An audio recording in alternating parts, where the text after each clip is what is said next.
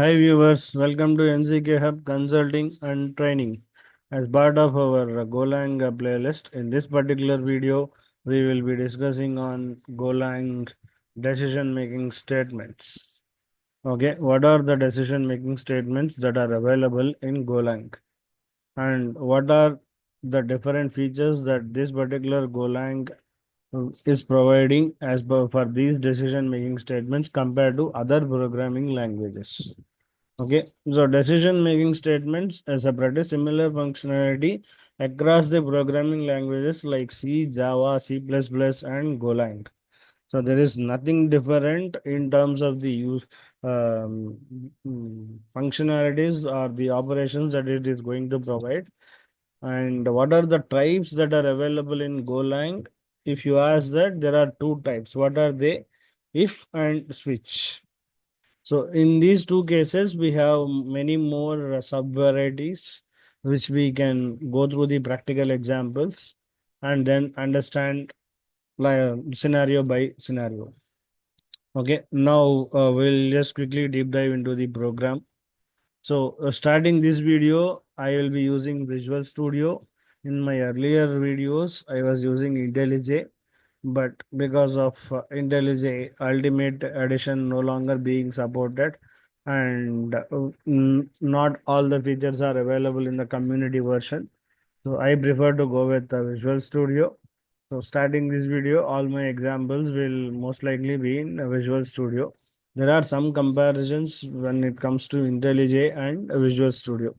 So in IntelliJ, you are supposed to create every Go file with a main method.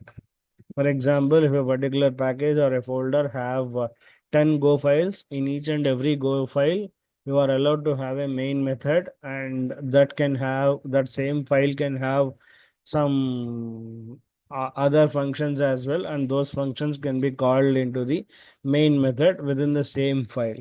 But whereas in case of Visual Studio, for a particular package or a folder, you are supposed to have only one particular file that will have a main method. All other files will be considered as a subfiles for that particular main file, and each or any functionality that you are implementing in those subfiles should be invoked from a main file. Then only we will be able to execute it.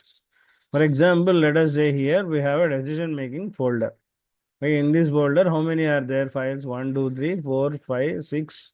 Total 6 files are there. Out of 6, if you observe very clearly, only this decision making.go will have only the main method. Other files doesn't have the main method. If you see this if examples, so you don't have the main method. You have only one method, if examples. Inside that, all the examples were provided. Similarly, if you go to switch example, only one file, one method we have. Inside that method only, all the implementation were there.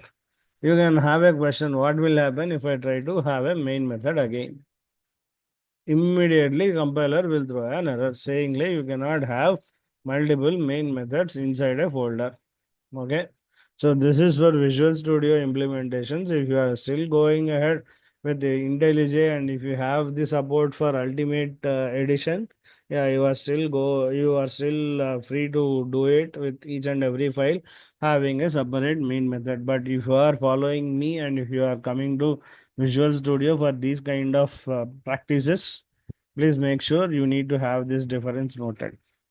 And apart from this, from a setup standpoint or installation standpoint, it is pretty much same that we do in IntelliJ. All we need to do is make sure we have all the needed plugins available and make sure all the plugins are up to date. Okay, there is no other specific thing compared to the IntelliJ. Now, let us quickly deep dive into the decision making things. So the first thing that we have is if examples. Okay, so how many examples or how many types of if things are there here? So the starting with basic if condition and then followed by if else and then followed by if else ladder and then followed by if with the initialization statement and followed by nested if. So these are the different varieties of if implementations that we have in Golang. Let us go one by one. The very first thing and foremost thing, if condition. So before deep diving into the actual examples, I just wanted to highlight couple of points here. If you observe very clearly, if keyword is followed by a condition, this condition's output will be either true or false, which is nothing but a Boolean value. Okay, that is pretty common in all the programming languages. Now, the different thing is this particular condition usually in programs or in programming languages like C or Java, you see that there is a parenthesis, and inside the parenthesis, this particular code will be written or the condition will be written. But whereas in Golang, this parenthesis is not at all required. Even if you try to put the parenthesis, the editor will remove the parenthesis. That is the very first difference. The second difference is, even though if you write a single line of code in a if block, it has to be surrounded with curly braces. Without curly braces, you cannot write a if block. This is very clear. Whereas in case of Java, for a single if state for a single statement inside a if block, you don't need curly braces. You can just normally write it. But whereas in case of Golang, you definitely need curly braces. Without curly braces, you cannot write. And for conditions, you don't need parentheses. Okay, these are the very important points, and the examples whatever we have provided here are pretty simple examples. I don't want to make something complex here and confuse the target audience. So that's where I was pretty clear on this. Okay, in the very first example of basic if condition, I have taken a is equal to 10 with short variable declaration syntax, and I was trying to do it with whether the value of a is greater than 0 or not. If the value of a is greater than 0, I'm just entering inside the if condition, and I'm trying to execute this particular block of code. Okay, this is a very basic syntax, and followed by this, the next level of the next type of if thing that we have here is if else. So it is kind of telling the compiler, if the condition is true, I need this block of code to be executed, or else another block of code to be executed. We are giving compiler only two options, either this or that. Based on the condition, it has to decide. That is what we are trying to convey it. So for this, I have taken example of variable p, which is a short variable declaration. Using short variable declaration, I declared a p variable and assigned a value 22 to it. And if I try to mouse over here, you can see the type as int. So basically, without defining a data type, compiler itself determined a specific data type for that of the based on the value that assigned to a variable. Okay. Now, what is the condition? If the p percentile 2 is equal to 0, the value assigned to p is a even number. If the percentile is not equal to 0, then the value assigned to p is a odd number. So only two conditions, either this or that. That's all. And the third type that we have here in if else is if else ladder. Okay, so if you see here, if you have multiple conditions to be executed for a particular scenario, then you will go to the concept of if else ladder. If else ladder will provide an option to evaluate multiple conditions. It's not like either this or that. It will give the scope to have multiple options. So if you see the example here, I took a variable as score 85 with using short variable declaration. Again, if you mouse over here, you will understand very clearly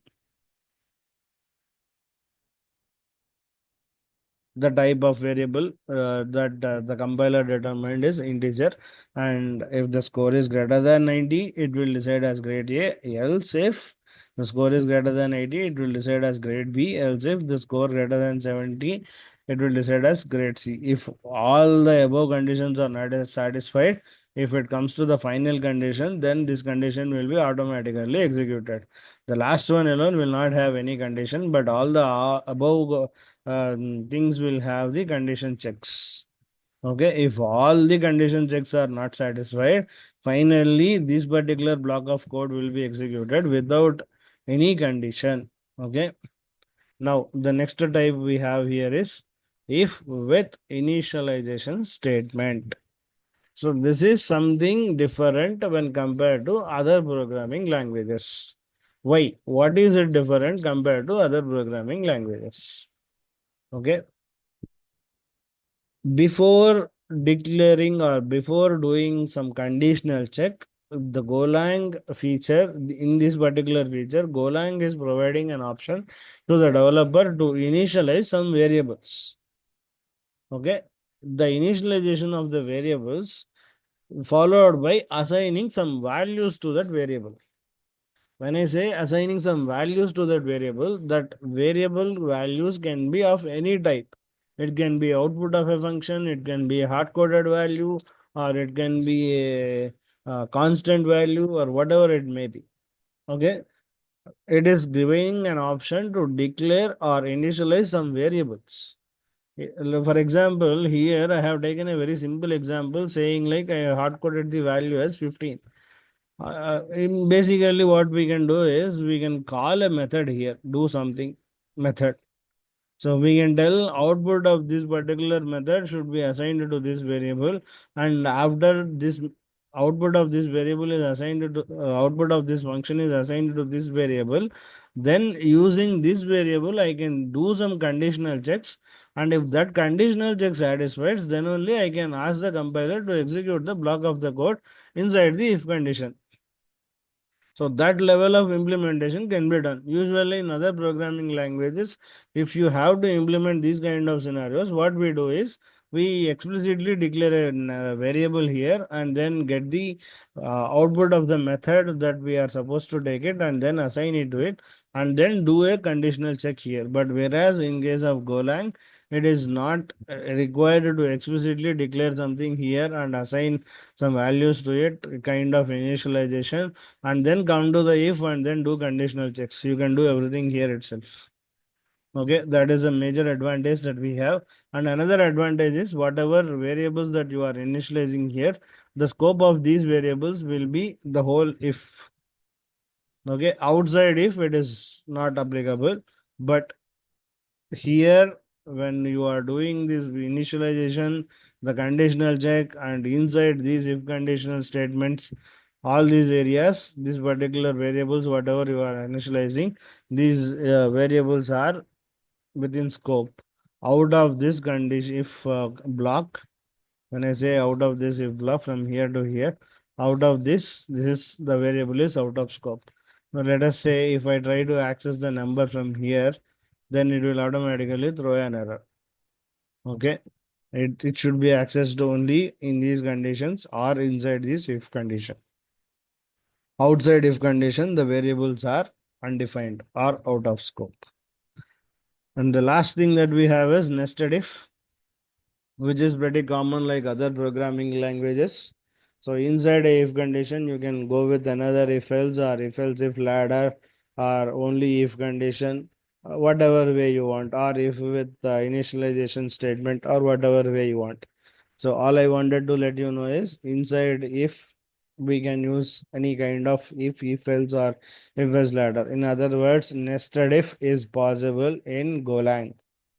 Okay, so in this video we have covered what the types of if implementations that we have covered is basic if condition and if else, which is nothing but either this option or that option, giving an option to the compiler. And the third one is if else if ladder, where you will have multiple options to be handled. And the fourth one that we have here is if with initialization statement. If with initialization statement is something new which is there in Golang, and you will not see that in other programming languages. And the last one we have is the nested if condition. So as I mentioned in the starting this video, we will be trying to debug everything or execute everything or do the practical examples in Visual Studio. Now the question is how to execute this program. Usually in IntelliJ, if you just click on the run button, the output will be coming. So where do we have run button here? So here we have an option run and debug. So go to here main And because here we have the main method, right? So go here, click on run and debug.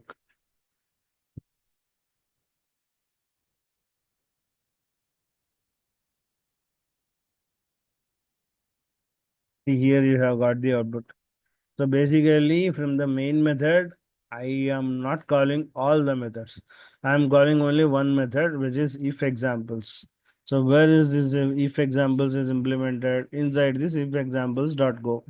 So from this particular main file, we are asking the compiler to go to this particular method and then execute all the logic inside this. So what is the very first condition? If a is greater than 0, print this. So a value is 10. 10 is greater than 0. So it is printing basic if a is greater than 0. And the second one we have is value of p 22. So 22 percentile 2 is equal to 0 means even number. If it is not equal to 0, odd number.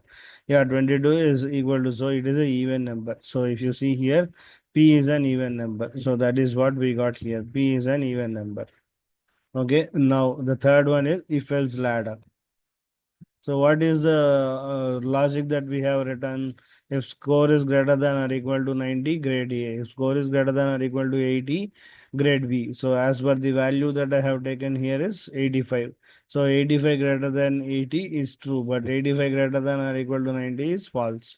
So this should be grade B. If you see here, the output is grade B. Now the fourth one is initialization statement.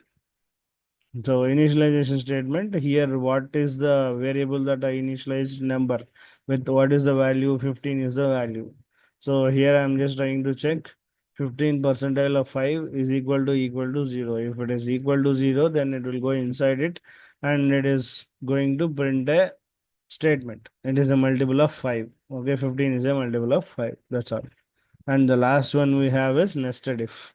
So first it will check whether it is greater than or equal to 0 and then it will go for percentile. If the percentile is equal to 0, then it will print as an even number or it will print as a odd number. So this basic example here I have provided is to let you all know that nested if is possible inside the or nested if is possible with Golang. So these examples, whatever we are showing, might be a little simpler ones, but this will help you in understanding the concepts in a better way. Using these as references, you should be able to implement the bigger or real-time scenarios. So this is what we have for this video. In the next video, we will cover the examples with switch because we have multiple examples with switch. So within single video, it might be too long to take it up. Instead, I wish to cover this in a separate video for all switch related examples. So that's all for this video. Thanks for watching.